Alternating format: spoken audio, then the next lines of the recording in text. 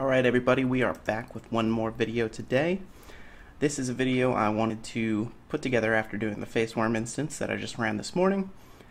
You got a good look at how to do the actual instance and what you can expect from the queen when things go bad, but I'm going to show you a video of what happens when things go a little more in your favor. Also, a good thing about this video that I'm going to post is this is on a lower level genetic. It's 152, not much different than a 150, so if you're thinking about having to be 175 to get this instance in, don't think about that. You can do it at 150, even lower than if you're feeling crazy. But this is my lowest fit genetic. He's got 35 vit. Other than that, he's a pretty balanced build.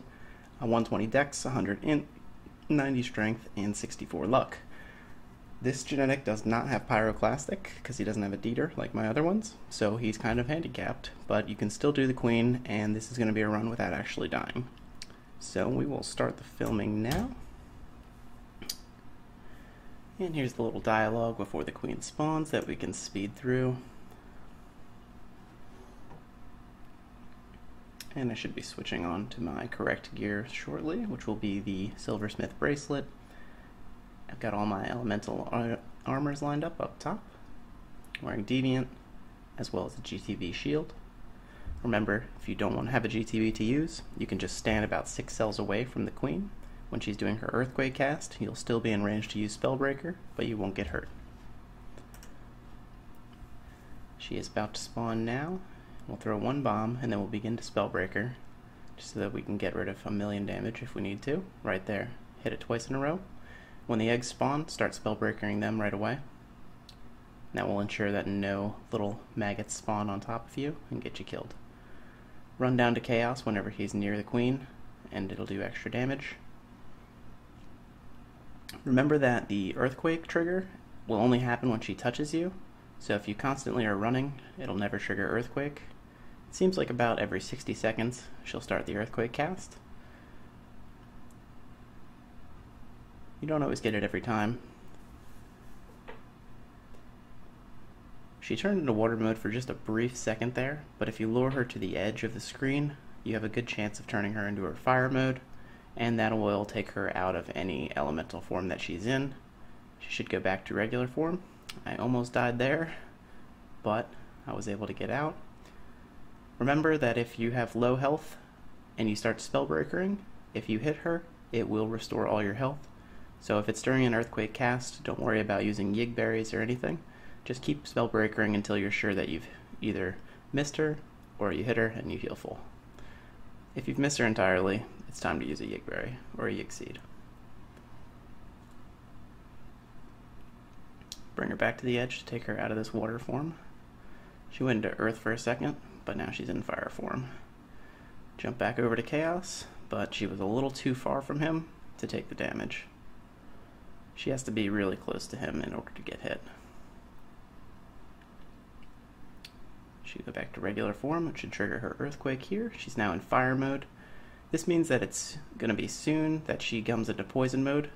So right now you're going to want to do as much damage as possible. You're going to want to spam bomb and hopefully you hit as many Spellbreakers as possible, because if you do upwards of 5-6 million damage here, it'll coast right past her poison form, and the rest of the fight should go really smooth.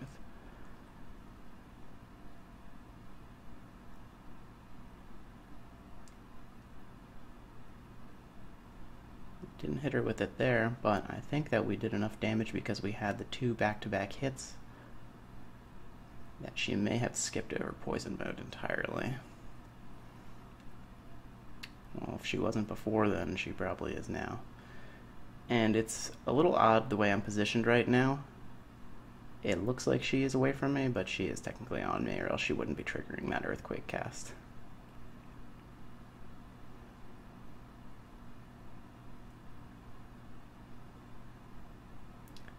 So if you realize she started to cast Earthquake over and over again, she's touching you, you've pretty much confirmed that you've cleared her poison stage, you've done enough damage to her fast enough that she's just going to stick it out in this regular form for the rest of the fight. So just keep Spellbreakering and keep bombing until you get her.